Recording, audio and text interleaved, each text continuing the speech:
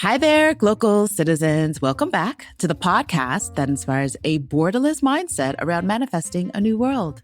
I am your host, Florence Adu, coming to you again from a new favorite place. Well, not new. I think you all have heard me talk about it before. I am in Kenya. And this weekend or week, I'm in an area called Nanyuki, which is in the silhouette of Mount Kenya. So I'm on my agric exploration journey. So I'm seeing farms, seeing farmland, and hopefully I'll get a little bit of wildlife sightings, et cetera, et cetera. You'll hear more about those stories soon. And in the region, but kind of not in the region, in this area of the continent, my guest is also. I met her a few weeks ago, earlier this year at a Stanford Seed event. And I talk about Stanford quite a lot. So Stanford Seed is a program that pretty much does what it says. It helps to seed entrepreneurship and leadership on the continent. So it's grown tremendously in the last 10 years plus. And they had a cohort of, she'll correct me, over 100, almost 140 business leaders, entrepreneurs from across Africa in Accra for the beginning of this year's cohort. So we'll talk a little bit more about that in the conversation. Let's get started. Let's get to her bio. She is the Sustainability Engagement Manager at De Beers Group, where she plays a key role in socializing and amplifying the company's social impact programs across a diverse ecosystem of stakeholders. She built her early career managing relationships with some of the world's leading diamond jewelry retailers, and later became a founding board member and head of strategy of the Botswana Careers Roundtable, a pioneering networking platform designed to bridge experienced professionals with emerging talent across corporate Botswana. As an alumna and former board member of the African Leadership Academy, an institution committed to transforming Africa by developing a network of future-ready young leaders, she remains passionate about Africa's developmental journey with particular interest in social enterprises and sustainability strategies for grassroots organizations. Caroline Modise, welcome to the podcast. Thank you, Florence. Listening to that, I'm just like, hey, is that about me? Even though I wrote that. Thank you. I've been waiting for this for so long, and lovely meeting you in Accra. Yes. So let's get started. Where are you from? Where are you local? And what is your craft? I am from Botswana, born and bred. I am currently in Gaborone, Botswana as well. My craft is art in all, well, mostly cooking. That is my art. I love cooking. I mean, it's a long story, but to keep it the short end of it, I've traveled a lot, and part of traveling is experiencing the different culinary experiences in those countries or cities. And I just loved being able to just bring a piece of that country with me through their cuisine. So I would then try to make my own little mix of what I'd experienced in whatever country, and also adding a bit of Africanness into the mix and just creating my own little art through food. I like that. That's so awesome. So we'll talk more about food, yes, because I think just thinking about what I've learned in doing research and understanding more about Botswana, the cattle horticulture is a big industry besides, diamonds. So, but let's take a step back. Let's understand how you as a culinary artiste are working in sustainability in your home country. So, I mean, maybe a little bit of a backstory. So I've been with the Beers, as you already mentioned, for a while now. I just think I'll be in the company as long as I have. But straight from my undergrad in the US, and the next day I had an interview at De Beers, all jet lagged, and they really liked me. And then I started off as an intern, and then eventually moved to sales, where I've spent most of my time. So then I was posted to Belgium on secondment. I was there for about 4 years because some of our clients are there. And then when I moved back to Botswana, I did sort of like a short stint in communications. And then last year, I pivoted into sustainability. So why sustainable? Well, I mean, in as much as De Beers is known for diamond mining, a lot of the work that we do, or at least we're looking into the future now, is beyond the last diamond that is ever mined in Botswana or any of our producer countries, Botswana, South Africa, Namibia, and Canada. We want to make sure that the impact is visibly felt beyond the last diamond. So a lot of the work I do is focused on that. Being based in Botswana, naturally, a lot of the work would be focused in Botswana. And you mentioned Stanford Seed, which is one of the programs that we support. So originally, Stanford Seed in Africa was mostly focused on East and West Africa. I think also because there's critical mass in those regions. So we thought it was an incredible program because it helps business of scale beyond the confines of their countries. And as Botswana is highly dependent on the diamond industry, we're getting to a point where we're looking for other businesses that can sort of take over the dependence on the diamond industry and also create their own mega industries in their own right. So the relationship with Stanford Seed started 2018, and each year we've had 20 cohorts. So this will be sixth year, and that's like six times 20, so about 60 business leaders that we'll have in the network across the three countries, Botswana, South Africa, and Namibia. And just basically helping those businesses see their bigger vision through the transformation journey that they'll go through. So my big role, honestly, is to make sure that all those stories are felt and seen and understood. And hopefully we can bring in more entrepreneurs into the program, as well as more partners within the region who can also help us amplify the impact that the program is doing within the region. So for those of us who don't quite understand what it takes to bring a diamond out of the earth, can you take us a little bit through the kind of the practical verticals of diamond mining? Okay, so I don't necessarily work in the mine, but I'll just give you the process. So we essentially have three companies in Botswana as far as the mining world. This is in relation to the De Beers Group. So we have De Beers Group, and sometimes it can get a little complicated, but I'll try to keep it as simple as possible. So we have a company called Depswana. So Depswana is a 50-50 venture between De Beers, hence the Deb, and then Swana is from Botswana, and their sole responsibility is to extract from the ground. Once that's extracted, then the diamonds are valued by another company called Diamond Trading Company Botswana, the world's largest diamond valuing company in the world. And then from then on, they go on to De Beers, and then some of it will go to the state-owned company called Okavango Diamond Company. So then at De Beers, essentially at both companies, we then sell to companies who cut and polish. We have some here in Botswana. The largest manufacturing hub in the world is India. I think also because they scale and they've been doing it for quite a long time. And in the other parts of the world, in Thailand and China, the majority of manufacturing would happen in India. Up and from then on, and at that point, it's just cut and polished into maybe like a beautiful stone, not rough. At this point, it's not rough. And then it's probably sold to somebody else. I mean, a diamond could go through so many, as close as 10 hands before it reaches you, the end consumer. Wow. Okay. That's Diamond Mining 101. The abridged version. Yes. Yes. Okay. So when you first set out to figure out where you would find your feet and land in industry, did you explore other sectors, or were there other interests that helped that you now apply to some extent in your work in this sector in particular?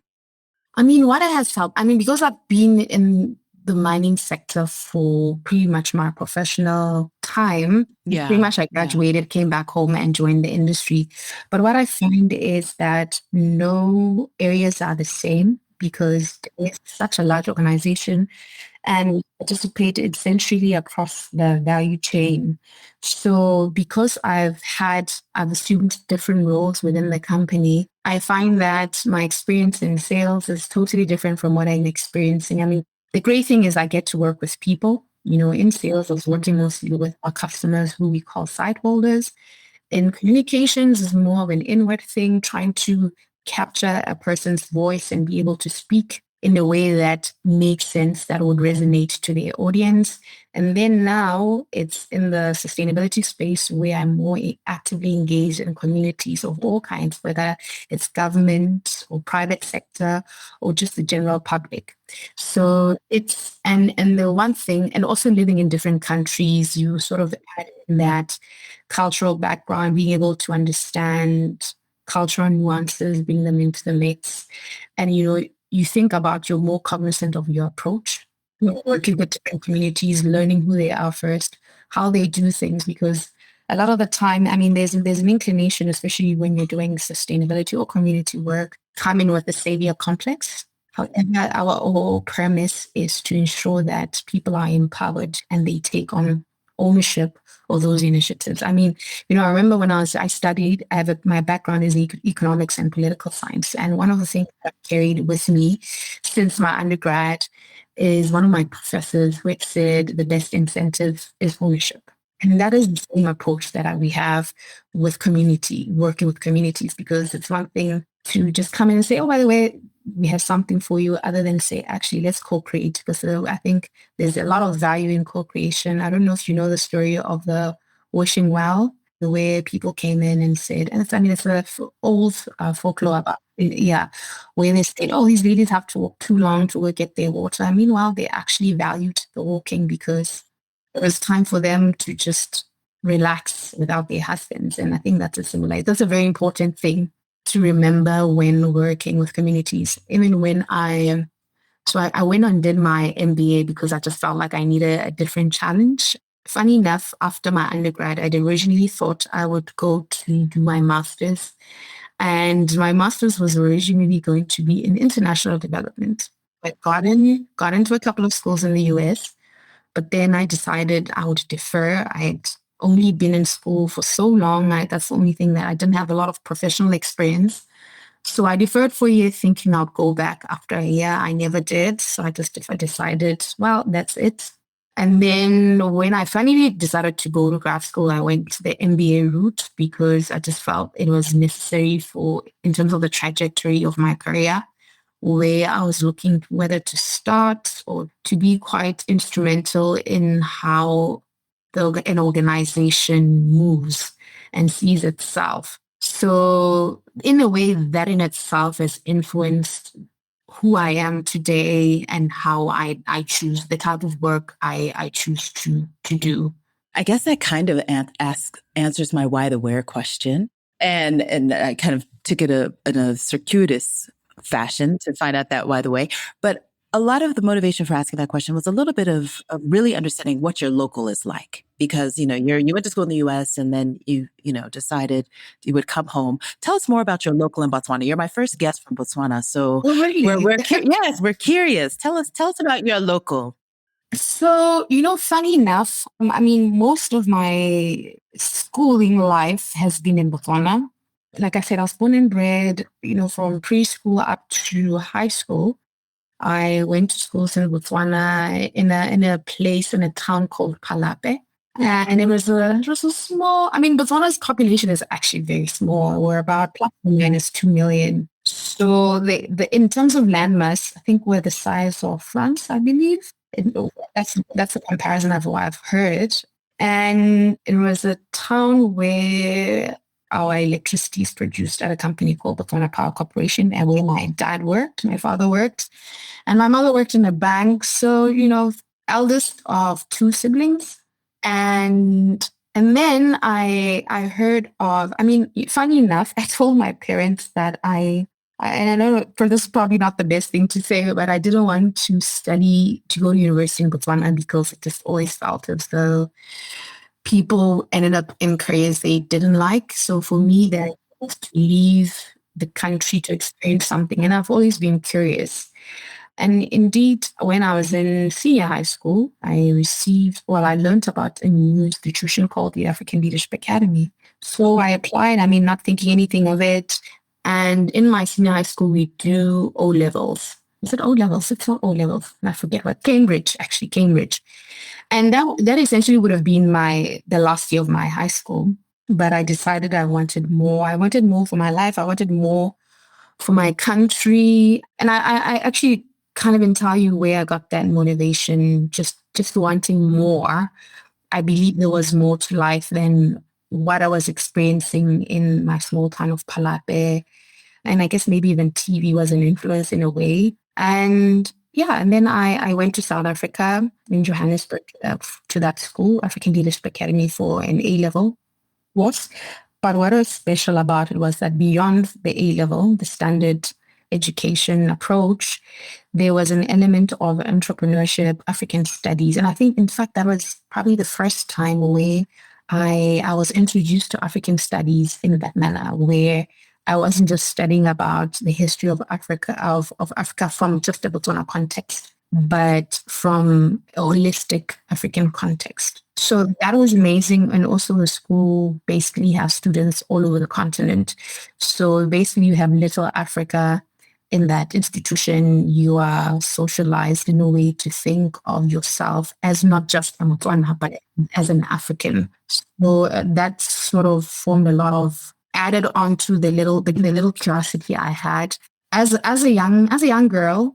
And my father, my father was actually quite instrumental in the way that I thought of the world, because he would make me read newspapers, and I really didn't like it at the time, but I look back fondly and I understand. Okay, because I think I generally was more aware of the world from a young age. I would watch, say, so I mean, the movie Sarafina about apartheid South Africa, or then like learn about the Steve Bikos or the Samora Machels. So reading newspapers was, I guess, my father's way of making my world a little bigger than it was in Palape. I'm trying to wrap my head around the population of Palape, but I can't imagine it was 100,000. It was probably less. So it was a small town girl with big dreams, essentially. I mean, other than the major city, Gaborone, the capital city, Gaborone, Botswana it's fairly calm. I mean, we're a very calm, peaceful nation. I try to compare it to, say, my experience in Ghana, where there's a lot of people everywhere, where Botswana is quite sparsely populated. We have a very calm approach about everything. It's not a lot of aggression. And I think also it speaks to our history, because we don't have a really big history of conflict within the country. A lot of conflicts were resolved through mediation and conversation. What a unique, I just love learning more about the Africa that we are. And so tell us more about how you continued to engage as a board member with the African Leadership University. Academy. Oh, there is a university. African Leadership Academy. Yeah, there's a lot. Yeah, there is now, but yeah, so the academy. The ecosystem was quite grown. So when I was I joined the African Leadership Academy board in 2023. And in fact, I was preparing to come back to Botswana after my 4 years in Belgium. And I remember during my interview, they were saying they prefer somebody who's on the continent. I said, well, matter of fact, in my apartment right now, I'm packing up. You don't see the mess, but I'm actually right now my life to come back to Botswana. So that worked. It was really a great way to reconnect with the academy, because I was part of the second class. And so I started in 2009. In 2009 to 2011, then the first class would have started 2008. And I mean, you do the numbers, it's been more than 10 years. Yeah. Oh my goodness. Yeah. Exactly. So, after a while, like any other institution, when you leave, you sometimes lose the connection to the place. I mean, I'm still very much connected to the students in my cohort. In fact, 4 are my best friends to date. So that's great. But being part of the board, I think it was a great way to now be part of crafting what the future of the African Leadership Academy is, beyond churning out students who shape, because the whole premise of the institution is to develop Africa's future leaders. And what does the future of the university look like? I mean, of the academy look like now? when you have a large alumni base, because obviously on the onset, you're not really thinking alumni. I mean, maybe you are, but not to a great extent. But when you now have a large community of alumni, what does the future of the academy look like? What does the future of the academy look like in today's world where when there's the introduction of AI? What does the future of the academy look like when we're thinking from a sustainability perspective, whether it's from a nature or climate perspective, from a cost perspective. So it was great to be on the other side and not just as a student, but now I could experience the academy differently. I was working with people who were previously my teachers, part of the faculty or even the dean, and it was nice, great to experience them differently from now the leadership aspect that they trained us to take on. Interesting. So you've found yourself as this by accident almost, but by nurture, this globally minded person and citizen. And so you lived in the US, you lived in South Africa, you lived in Belgium. I see that you also lived in Brazil. So what was that experience like? And that kind of segues into my Glocal speak question. So we want to hear what you hear, whether it's in any of these locals that you've lived in, a word, a phrase, or saying that's a meaningful part of your local experience, and why or how you come to value it as Glocal speak. But first, tell us about Brazil. So Brazil, I went during undergrad as an exchange program. This was in 2014, just before the World Cup. I'd always wanted to go to Brazil.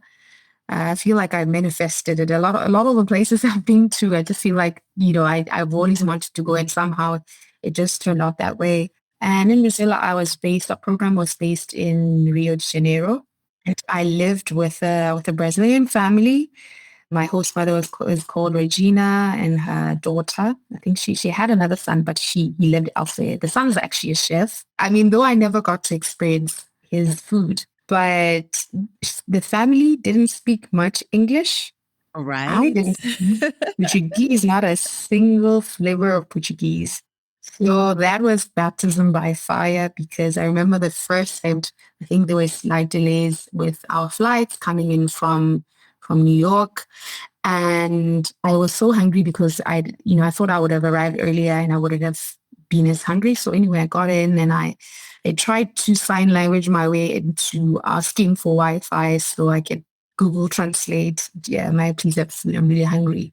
And that was an incredible experience. It's probably the first country I've been to where I did not speak the local language or the national language. And I think that made me really comfortable with being in spaces where I'm not the most informed. Sure. Because then that sort of influences how I move. I'm okay with not knowing, but still going into that particular space, or literally. So in terms of the phrase, I mean, it's not necessarily a Botswana phrase, but one of the phrases I took back from Brazil is a phrase called gentileza, gera gentileza, which basically means kindness begets kindness. Yes. And you see it all over. I mean, maybe it's a touristy thing, but nonetheless, in a world that is so full of strife and conflict, sometimes all we need is that kindness, Yes. That sort of creates a ripple effect into more kindness along the path. And you never really know what people are going through. So just be a little kinder, honestly. I love that. That's a wonderful sentiment. Cool. Okay, so now I want to understand a little bit more about in the sustainability practice and in your working with De Beers and with other entrepreneurs, are there any particular emerging sectors or career paths that either through the Stanford Seed experience or that you believe, because my background is economic development, and what I understand often is the reason why there's a huge diamond sector is because there is an agglomeration effect around how do we sustain that ecosystem. So as you're looking at new businesses and new ways of sustaining your country's economy, what are some of the emerging industries that you think are going to be a new next? Art. Funny enough, we host an art in all forms, to be honest. I feel like there's a resonance globally. I mean, if you look at the US, where America, where it seems sort of like the cultural capital of the world, where, I mean, if you look at Hollywood, Hollywood has influenced a lot of culture, a lot of movies, how we see movies, how do we see creation globally. Hence why we have your Nollywood, which is now adaptation from a Nigerian perspective, where you have now, even in South Africa, where you have large production houses making a lot of things that end up on Netflix, right? And I think that's something that Botswana is still still flirting with, but I have the pleasure of interacting with a lot of artists in all forms.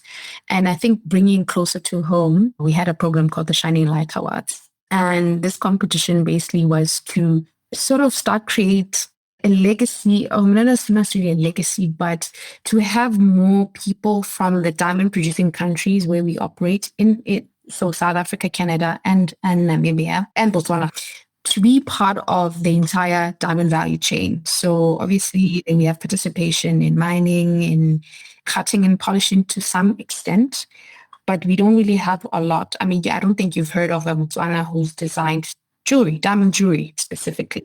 And that for me, in a way, is sort of like a passion project besides all the other projects that we work with. Because being also a consumer of diamonds, I personally want to get to a point where I can then say and buy something from a Botswana jeweler who, and it also be known, and it's not just known by me, and their work precedes them. And, people are not buying from a perspective of sympathy purchases, but they're buying because the quality itself speaks for itself. So that's sort of the thing that I see, sort of the space I see burgeoning, because, there's so many ways to design jewelry, always evolving. And even if you think of all the different art that exists. I mean, there's another program that we have, or a partnership. So we have a partnership with National Geographic, protect the source waters of the Okavango Delta. So Delta is one of our jewels. It's the only inland delta in the world. The source of the water is from the highlands of Angola.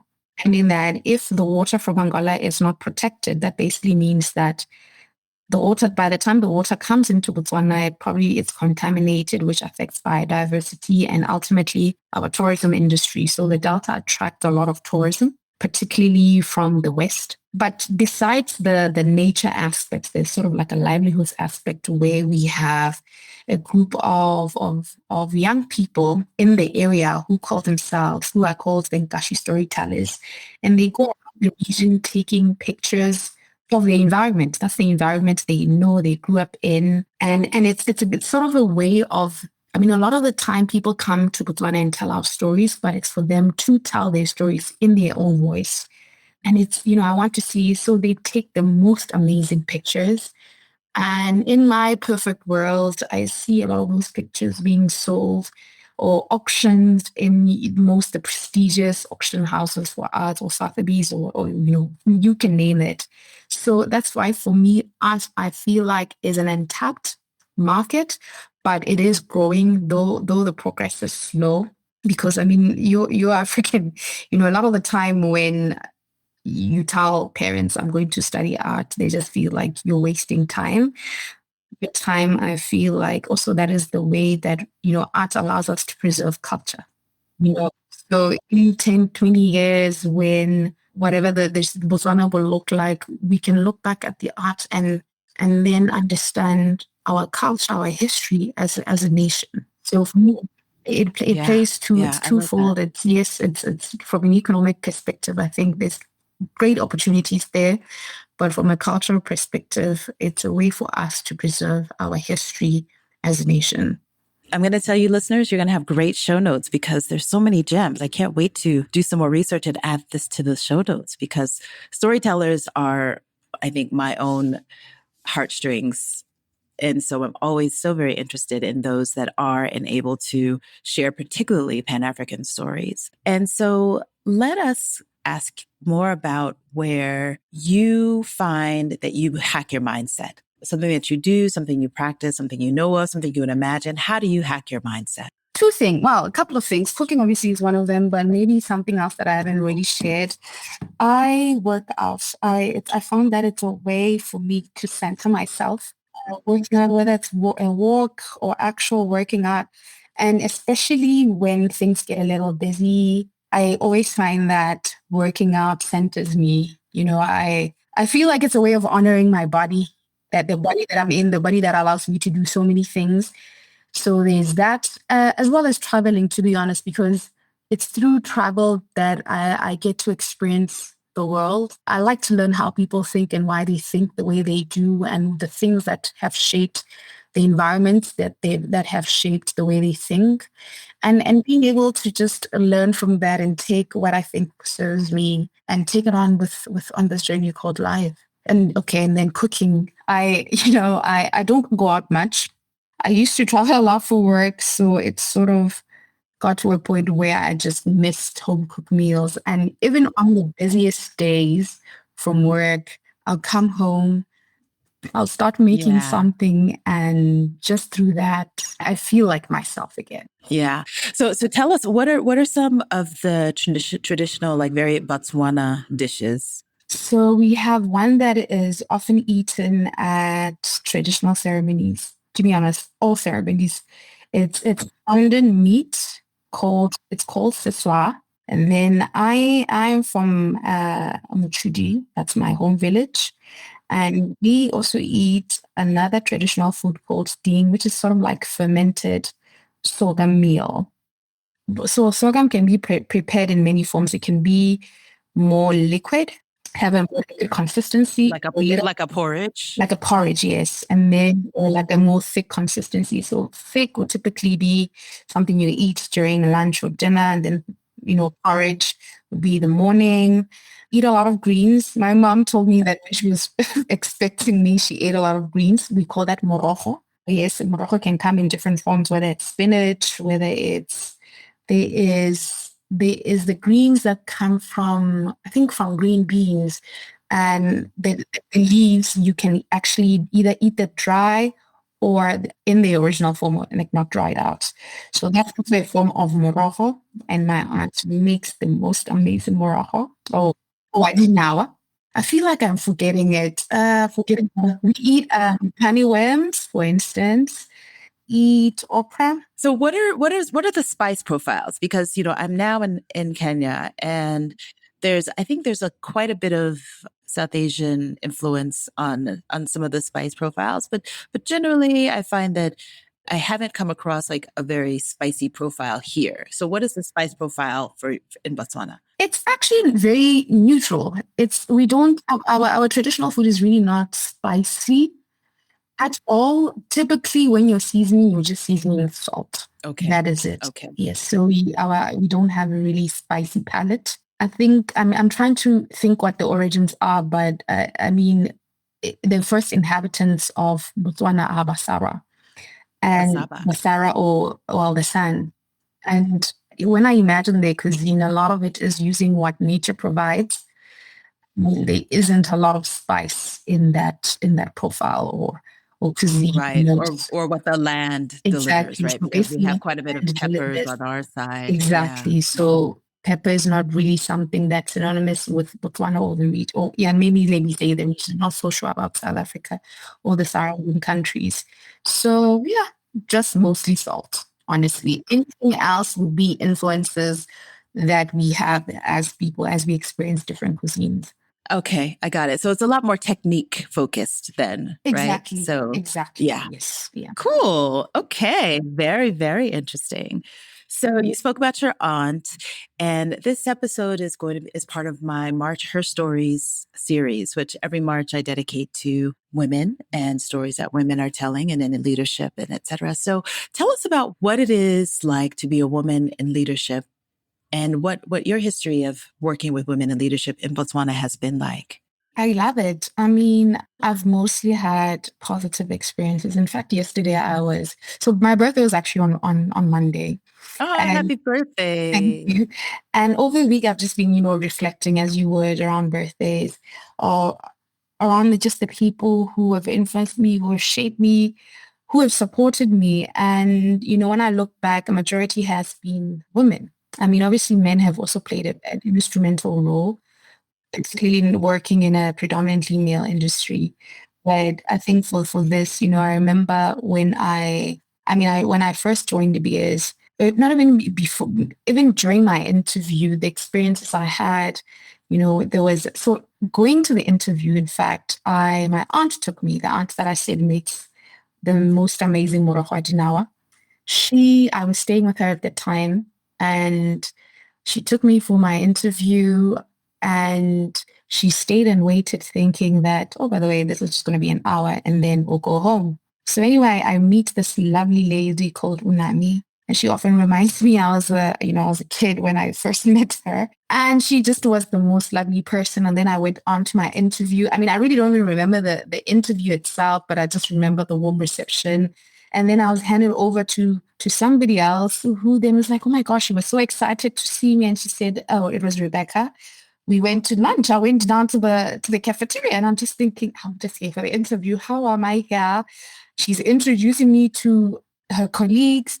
And I just thought, this is actually insane. I just got here. I just thought I was here for 45 to an hour interview. Yet I'm here having lunch with people that I don't already work with. And I remember going back to my aunt, and my aunt has a very strong, she has like the quiet confidence. Her background is teaching, now retired. And, I've always looked at the way that she moves around life.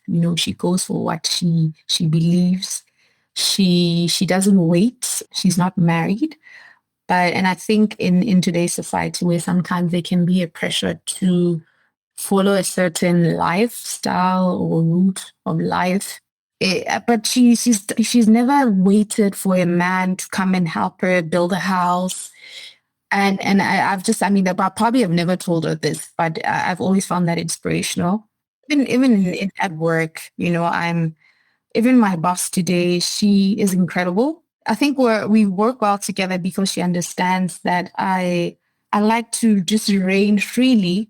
She allows my creative process for me to follow my creative process. I mean, obviously, we have the discussion on the things that I'd like to do while I'm in this space. And she just says, you know what, let's do it. I'll support you, which is absolutely phenomenal. And as much as you hear about the rhetoric of women not supporting women, but I will have to say that I've had really incredible opportunities just from women recommending me. There's my dear friend Genevieve, who I told yesterday that, when I first met her, I was slightly intimidated by her. I don't want to say she was intimidated because, I want to own that. I was intimidated by her. And today she is still one of my big sisters, my sisters. The way she moves life. And interestingly enough, her daughter is an artist. And I've seen how she supports her daughter and all her children. But over beyond her role at work, she full-heartedly has supported me in ways that I could never imagine, that I perhaps didn't even ask for. So, and then on your question about being a woman in leadership, I think it's an honor. It's truly an honor for people to believe that you can move mountains for them. Yesterday I had another experience. I had organized something, and then I wasn't able to join this meeting. And the lady came back to me and said, "Thank you so much, Caroline." And for me, that just tugs at my heartstrings for people to rely so heavily on you, and for you to come through. I think it's definitely both an honor for people to lay so much trust in you, and more importantly, feeling like I definitely belong. A lot of the time, we maneuver around these spaces feeling like, oh man, I'm the only woman. I mean, a lot of the time I was the only anything, the only woman in some, the only African, the only young person, Is that as well. But for the most part, I've never been made to feel like I do not belong. I remember one of our current CEO, I'd approached him and, suggested that we go about a certain, like some sales a certain way. And he said, no, but we've always done like that. I'm like, okay, the thing is, I don't have the experience you have that you can then use as your foundation. Allow me to use my own experience as my foundation. It's like, okay, well, we'll try. And if it doesn't work, I said, if it doesn't work, we'll revert back to. And it worked. And, it got to a point where this was when I was still in sales, where even when I'd moved on from sales, I'll still get calls asking if a sale had gone through, because I think now basically I was synonymous with that particular client. Yeah, yeah. When you move Okay. on and people still think you were in that space, and I just know somebody else is managing that portfolio. So it's great for people to trust you or entrust you all that responsibility, and not necessarily because they want you to fail, but because they generally believe that you are able, you are capable. So you've had a good experience. That's lovely. Yeah, It sounds like I really have. yeah, a wonderful, supportive sisterhood, motherhood, auntyhood, mentorhood around you. Yeah, wonderful, wonderful. So, with all of that support, what's new and next for you? Where do you see yourself in the next, the next phase of Caroline? My next phase is supporting the arts, for whether it's still with DBAs on a personal capacity. So, I've always had this vision of just being marketing African luxury. And in fact, I recently saw something on I think Instagram, I think yesterday, about on some organization that's been formed with a couple of designers, and they're trying to look for routes to market. I think particularly they're looking to launch in a British retailer. But nonetheless, I think other than that, which is for me is a great direction, I think we need more voices that are speaking to and promoting African luxury, because it exists. And sometimes, some of these young designers, whether it's diamond jewelry design or design of any sort, just don't have the roots to market. And I find myself in a very privileged position of having lived in multiple countries, and therefore my network continues to grow. And being that person, that conduit between the design and that access to market. So that is something that I wholeheartedly want to invest in. And then for me, as sort of my personal project, I've always dreamt of having a restaurant. I knew that was coming. Yes. Mic drop. I've always had a dream of, I think for me, I communicate care through the food I make. And what better way to always have a structure that is just there for people to care for. Right in the meantime, because trying to balance all these different things is not always easy. So I've sort of gone the partnership route, where once in a while I'll go partner with an existing business. There's another partner with it's called Treehouse, and they've sort of given me a home for me to just come in once in a while, curate an experience, and share my food with people. I mean, I know I've always ran my platform called Flutter, and I don't think I've shared this. So my platform is called Flutter Chronicles. Oh, nice. Yeah, so flaner is a French word which means to wander around aimlessly, or a man who wanders around aimlessly, which in fact is encountered when I was in Brazil. And it was a word that was used to describe an author. I think his last name was Machado. And I really resonated with the word, because I think pretty much my life has been wandering around. Though it hasn't been aimlessly, I think there's been intention in my movement across the world. And then the Chronicles is just basically chronicling my expeditions. And in this aspect, it's through chronicling my food experiences, which in a way is chronicling my travel experiences that manifest through food. Yeah. So I'm currently now focusing on food curating, the experiences.